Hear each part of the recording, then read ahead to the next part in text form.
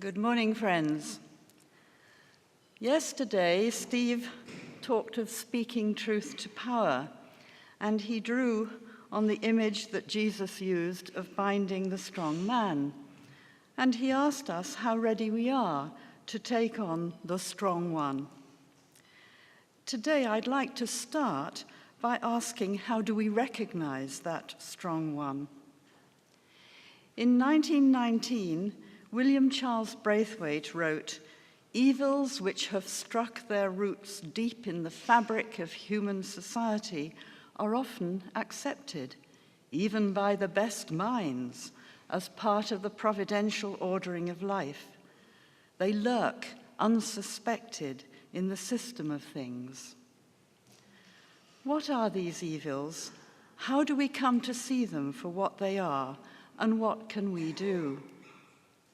Historically, slavery was one such evil, which Quakers were early to discern and work with others to end.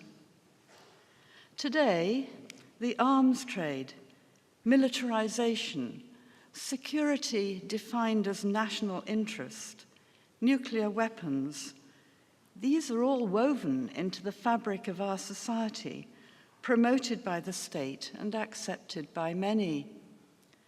For Friends, our history and our peace testimony help us to see this evil, to challenge it, and to offer a different way. This has been work in progress over generations and is not likely to end soon. Other evils may be less easy to identify. In fact, Braithwaite says there is a need for men of keen vision and heroic heart to drag them, these evils, into the light. Well, we can think of such heroes, Gandhi, Martin Luther King, but I believe that discernment is open to all of us, as individuals, as a faith body, opening our hearts and minds to the Spirit and looking through the lens of our Quaker testimonies. For me, working in West Africa for 2 years was a catalyst. Coming home was a culture shock. What had changed for me was a new and painful awareness of the colonial legacy of white privilege from which I benefited, and of racism which blighted the lives of others, and in which I was complicit. I now saw how racism was insidiously part of the fabric of our institutions, in education, health, housing, and in police-community relations in South London, where I was living. As I was part of the problem, I needed to engage with the situation to try and bring change. So anti-racism work was essential. Recently, I was turning out some old papers, and I found an appeal from a good Quaker friend asking others to join her in discussion with senior police officers. She identified that problem of racism early and played a leading role in the establishment of the Lambeth Police Community Relations Committee, on which I sat in its first years. However, I would argue that the 1981 uprising in Brixton, some years after that first dialogue initiative, played a major part in making it possible for those in power to hear the truth. Then the patient groundwork done earlier could form the basis for the creation of a public forum for dialogue. Dialogue was necessary, but not enough. I'm not advocating riots, which Martin Luther King called the language of the unheard, but we do need to be heard and to make a visible challenge to organizations fomenting hatred. When I was working at Christian Aid, we took the Christian Aid banner to Lewisham to show global solidarity at a demonstration against the National Front. But some colleagues were not happy with this, and I remember some uncomfortable conversations. Today, at a time of widening political divisions and overt racism, Islamophobia, xenophobia, we see again the need for difficult conversations. And I heard from a friend about the Northampton Globe Project, which is a creative model of how to start. Braithwaite also says we can identify evils that have been hidden when they come into plain sight and, in his words, their insolent power visibly threatens human welfare. There is no doubt in my mind that the insolent power of the state threatens the human welfare and rights of those who seek safety on our shores. They are repelled and criminalized in the name of national security, backed up by a toxic media. This evil has come into plain sight. The plight of desperate people on the borders of Europe has also evoked a surge of compassion and action, and many friends are working with others in support and advocacy. This is part of our tradition, our history of welcoming refugees.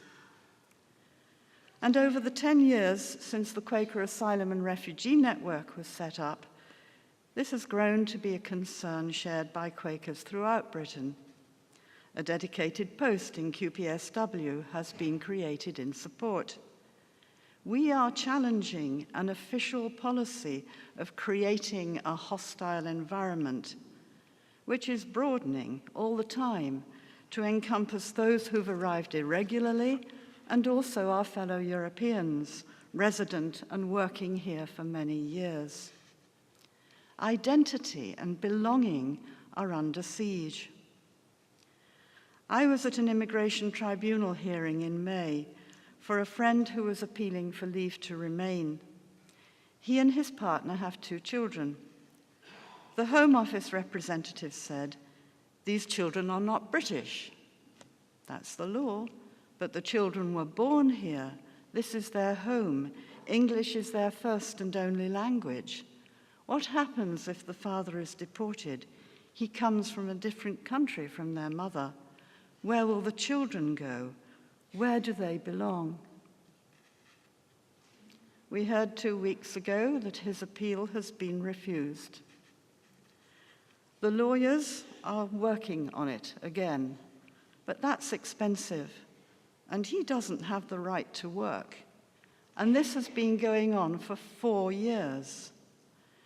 It's important to stay alongside people, to support them, and to bear witness to the failings of the system.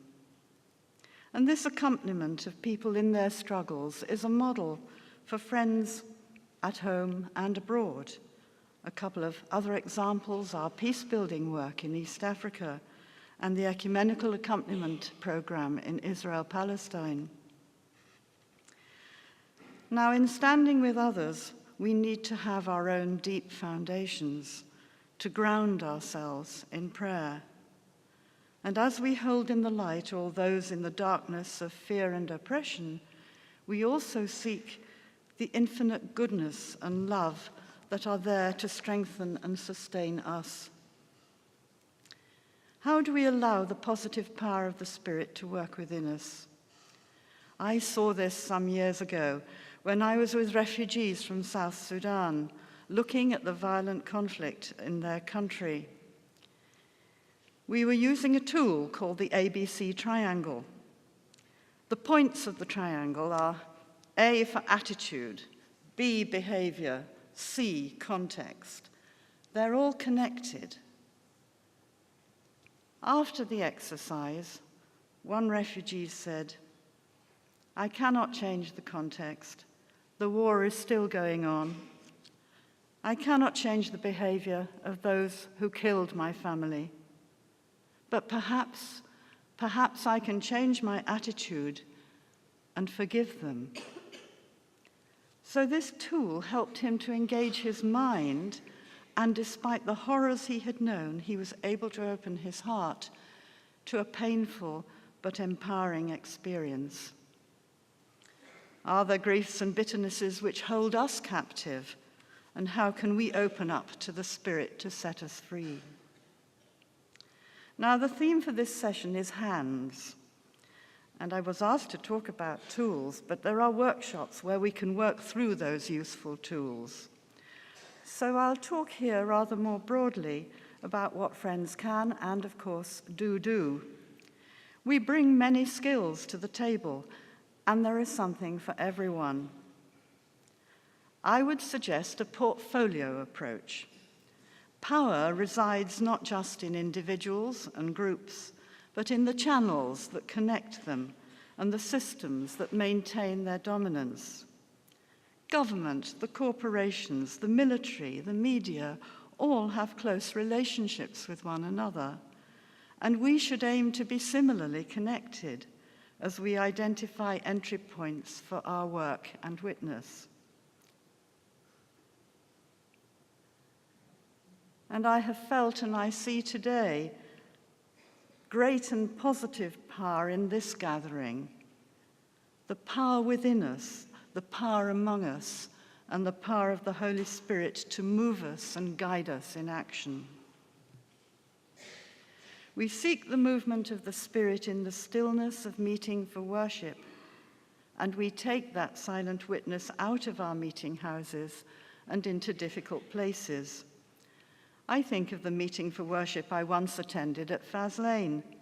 Friends hold that faithfully every week. And silent vigils can say more than words. But we must also speak out and make it possible for those for whom we have a concern to speak their truth. What can we say? We can only say what we know.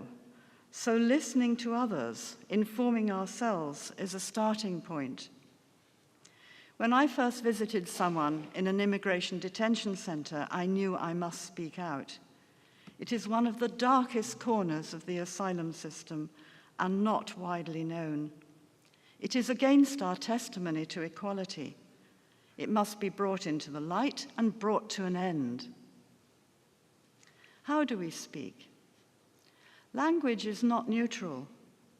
There are no value-free words to describe those who flee violence, repression, and life-threatening poverty. We see a lot of hate speech, the language of invasion and threat, images of swarms and swamps. And no human being should ever be called illegal. Let us rather talk of forced migration, of seekers of sanctuary. Steve called stories a tool. Let us use art and story, music and drama as tools of transformation. Our tradition offers quiet ways and also noisy ways. Some years ago, a member of the Quaker United Nations office in Geneva told me that they'd been able to incorporate a phrase into a legal document on prisons to ensure that those in detention were also included. This dedicated and detailed approach is a strong and continuing feature of work by friends internationally, accompanying their quiet diplomacy. The CUNO offices in New York and Geneva provide a safe space for those conversations.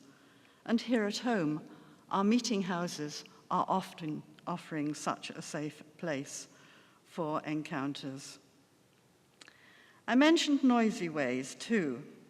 And once a month, I join a demonstration outside Campsfield House Detention Centre to show detainees they are not forgotten.